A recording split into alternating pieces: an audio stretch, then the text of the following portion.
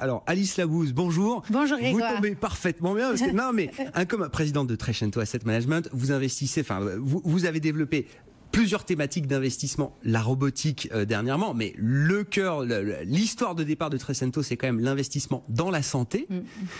Vous avez écouté Grégory Volokin, le thème boursier du cannabis, enfin je sais pas, on m'aurait parlé de ça il y a 5-6 ans, tout le monde aurait rigolé évidemment. Non mais là c'est très sérieux. Et puis il y a des levées de fonds aussi en private equity qui se font effectivement. En fait, un certain nombre de financiers commencent à s'intéresser à ce secteur en forte croissance. Très clairement, c'est vrai que ça appelle un peu à sourire, mais bon, ce sont quand même des principes actifs de plantes. Et je rappelle que dans l'industrie, dans la pharmacopée, on utilise des principes actifs de plantes, donc c'est pas complètement idiot d'y réfléchir. On sait qu'énormément de structures se sont développées, notamment sur la côte ouest américaine, qu'ils rencontrent aussi des difficultés. Ils ont même du mal à avoir des banques. Vous savez qu'il y a toute un genre d'association qui s'est créée en fait des producteurs de cannabis de l'ouest américain. Les banques voulaient pas accepter pour des raisons de KYC, de réglementation, accepter les comptes en banque. Ils ont créé leur propre banque avec leur consortium. Et donc c'est comme tous les marchés, en fait, ils sont en train de s'organiser. Et finalement, effectivement, ça crée des fortunes, des intérêts pour les financiers. Et oui, en Europe, le Portugal, par exemple, devient un des grands producteurs. Bon, alors là, c'est principalement, évidemment, pas pour des questions récréatives, mais surtout pour la pharmacie, quoi, pour l'industrie. Mais bien sûr, et les grands labos, alors je sais pas, ils nous disaient partenaire avec Sandoz, qui est groupe suisse. Oui, les grandes pharma aussi s'intéressent à ce marché-là. Bien sûr, et voir les applicatifs que ça peut apporter, et peut-être, oui, de la thérapie aussi pour un certain nombre de personnes malades. Il y a quand même énormément de tests qui démontrent que pour les personnes qui souffrent de maladies très lourdes, chroniques, ça peut permettre certains soulagements. Voilà, donc ça ne traite pas, mais ça soulage. Bien sûr, mais ça fait donc c'est un thème d'investissement. On ne fera pas un fonds cannabis, je vous le rassure. Non, pas juste cannabis, voilà. Mais dans un fonds santé, pourquoi pas, pourquoi pas. Non, mais on n'est pas au-dessus. En tout cas, de toute façon, il faut être pragmatique. J'adore. Non, mais on n'avait absolument pas prévu de parler de non, je ça. Confirme. Mais non, mais on avait quand même prévu de parler de la santé. Si, parce que la bonne nouvelle, c'est que le secteur de la santé se réveille, notamment en Europe. Alors, je mets de côté tout ce qui est biotech, medtech, tout ce qui est la tech pure player de la biotech. Je parle des grandes pharma. Enfin, alors, mon baromètre, évidemment, c'est Sanofi. Je vais pas toujours regarder au-delà de Sanofi, mais Sanofi qui était dead money depuis 1 an et demi, 2 ans, enfin je vous vois soupirer même d'ailleurs Alice, se réveille, on a eu un run de peut-être 10-12% de Sanofi là, de progression en quelques semaines, en 1 mois et demi, donc est-ce que c'est un signal qui est suivi par d'autres et pourquoi ce secteur se réveille aujourd'hui? Et c'est vrai que les grands laboratoires pharmaceutiques commencent à refaire l'objet des attentions des investisseurs depuis à peu près septembre 2015, c'est-à-dire depuis le moment où la campagne électorale américaine avait commencé et où Hillary Clinton disait régulièrement que si elle était présidente, elle encadrerait les prix des médicaments.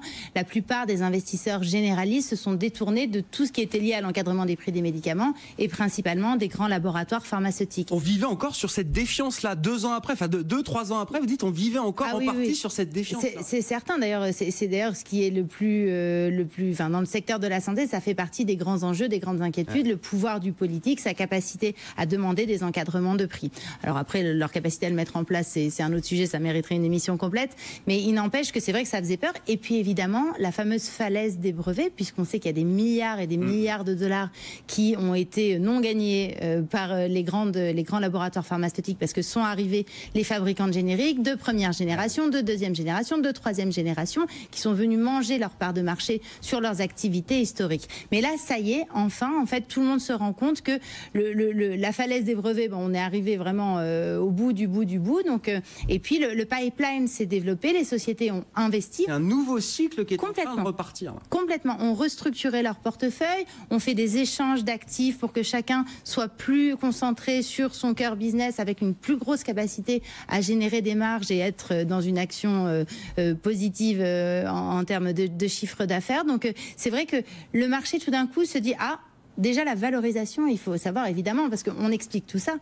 Mais la valorisation a fortement baissé sur ce segment d'activité. Par conséquent, en fait, les investisseurs, aujourd'hui, ils regardent. Tout le monde cherche des nouvelles idées aujourd'hui. Alors, tout le monde cherche des nouvelles idées. Le marché, quand même, dans son ensemble, a des niveaux de valorisation qui sont quand même très élevés. Donc, on commence à se dire, les généralistes commencent à se dire, OK, est-ce qu'on a le luxe, j'en ai. La tech, j'en ai. Les GAFA, j'en ai trop. Qu'est-ce que je pourrais mettre un peu dans mon portefeuille valoriser très significativement. Qu'est-ce que je pourrais faire? Je vais aller chercher les labos pharma. Parce qu'il ne faut pas oublier que justement, comme ils ont fait le job de restructuration, de réorganisation, aujourd'hui, c'est des sociétés pour lesquelles on attend 6 à 8% de croissance des bénéfices par action. Donc, je parle de l'ensemble des laboratoires pharmaceutiques mondiaux, plus 3 à 4% de dividendes. Donc, ça fait une performance absolue de l'ordre de 10%, ce qui est quand même assez intéressante, éventuellement par an. Et puis, ça fait aussi, évidemment, office de valeur refuge. C'est-à-dire qu'on est quand même dans une période où on sent quand même que la remontée des taux, même si elle n'est pas trop violente, quand même est en train d'arriver. Comme les valorisations sont élevées, tout le monde se dit, bon, peut-être que d'aller sur des valeurs défensives dans nos portefeuilles et de qualité, puisque pour le coup, les sous-jacents sont bons. Oui, c'est ça. On a retrouvé aussi cette visibilité qui permet de redonner ce statut défensif à ces valeurs-là. Quand il y avait la falaise des brevets ou la bataille présidentielle américaine, on n'avait pas trop de visibilité. Là, on en a retrouvé suffisamment pour voilà, et c'est pour ça remettre un statut défensif. Qu'on en touchait moins. C'est-à-dire que les gens investissaient moins là-dedans, bien entendu. Plus, par exemple, investissaient plus dans le matériel médical, qui là, pour le coup, c'est bien envolé. Donc, prenons l'exemple de Sanofi. Un mot ou deux sur quelques... Sanofi, bien sûr, a commencé par Sanofi, on en a beaucoup parlé ensemble ici. Nous, on n'en a pas en portefeuille. Mais effectivement, en fait, ce qui est clair, c'est que Sanofi a fait des acquisitions, alors un peu chères, mais qui permettent de faire évoluer, en fait, leur portefeuille. Et qui, enfin surtout Sanofi, ça ne valait en bourse plus grand chose. C'est-à-dire qu'en termes de valorisation, je crois qu'on était à 12,5 de fois le résultat net, là où le marché se paye entre 15 et 20 selon que vous soyez en Europe ou aux US. Donc très clairement, en fait, chez nous, on appelle ça un peu le fond de la piscine, c'est-à-dire qu'en fait, vous jouez en fait aussi l'opportunité de rebond d'une valeur qui reste quand même une belle valeur de qualité et où les perspectives semblent quand même nettement s'améliorer. Les résultats sont prévus pour dans 3 semaines. Il est possible qu'ils soient bons. Donc, ça peut être une opération qu'on se met à regarder à nouveau. Nous concernant, on avait quitté Sanofi en août 2015 et peut-être qu'on va en remettre en portefeuille parce que ça vaut vraiment le coup de regarder, la valorisation étant tellement basse, évidemment. Novartis, groupe suisse, qui a publié ses résultats hier, qui a remonté donc après à peu près 4% hier. Alors ça reste quand même depuis le début de l'année à peu près à moins 1,5%. Donc c'est pas non plus. Oui, le secteur dans son ensemble en moyenne en Europe. J'ai regardé tout à l'heure le stock 600 Healthcare. Revient juste à l'équilibre là depuis le début de l'année ces derniers jours. Hein. Voilà, donc. Voilà, c'est ça. Mais bon, au niveau mondial, quand même, les performances sont pas mal. Par exemple, mon fonds sur la santé fait plus de 12% depuis le début de l'année. Mais je suis d'accord, en Europe, ça a souffert aussi à cause des conditions politiques qui inquiètent, la baisse de l'euro aussi, bien entendu. Donc, pour revenir sur Novartis, Novartis a fait le travail de réorganisation. Ils ont vendu leur activité OTC, donc produits vendus en pharmacie sans ordonnance. Comptoir à la pharmacie. À la pharmacie, ils l'ont vendu à GlaxoSmithKline. En échange, ils ont récupéré certains produits de médecine de spécialité.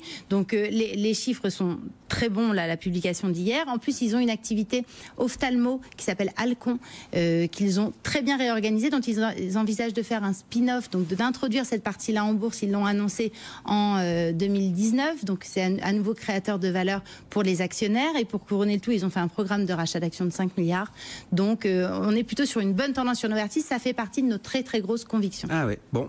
Un mot rapide d'AstraZeneca, on n'a plus le temps, mais très rapide alors. Je vous donne juste le chiffre parce que c'est quand même intéressant. Astra a perdu 18 milliards de chiffre d'affaires en perte de brevets entre 2011 et 2018. Ça, c'est le cycle de falaise des brevets. Exactement, c'est pour venir un chiffre. 18 milliards, c'est beaucoup. 18 milliards en combien d'années? Entre 2011 et 2018, donc en 7 ans. Donc c'est quand même énorme. Et en fait, ils ont su complètement réorganiser leur structure.